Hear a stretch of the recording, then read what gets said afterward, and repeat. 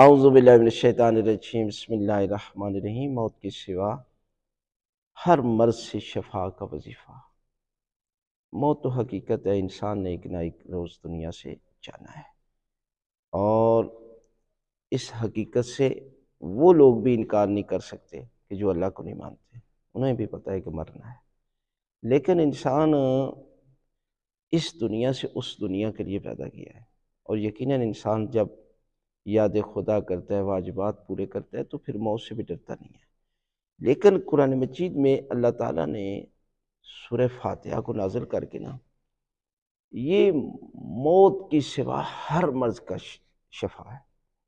ہم سورہ فاتحہ کو معمولی سمجھتے ہیں، نہیں، سورہ فاتحہ پروردگار کا عظیم ترین تحفہ ہے کہ جس کو آپ کسی بھی مسئلے کے لیے پڑھ سکتے ہیں۔ پڑھنے کا طریقہ کار یہ ہے کہ 7 دفعہ سورہ فاتحہ پڑھنی ہے، اول و آخر 14 مرتبہ درود، 7 یا 70 مرتبہ سورہ فاتحہ کی تلاوت کریں، اور روزانہ کر سکتے ہیں، 40 دن تک یہ عمل کریں۔ اور دیکھیں، لوگ کہتے ہیں جی ہمیں شفا نہیں ملی۔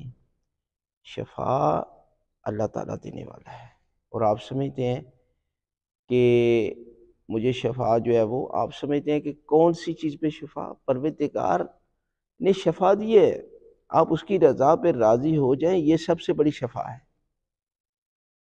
اور اسی لیے تو مومن وہ ہیں کہ جو اسے مصیبت آئے، تکلیف آئے، بیماری آئے، صحت آئے، جس حالت میں ہو وہ اللہ کا شکر ادا کرتا ہے، اور اسی لیے پروردگار اسے انعام دیتا ہے، اور یہی شفا ہے۔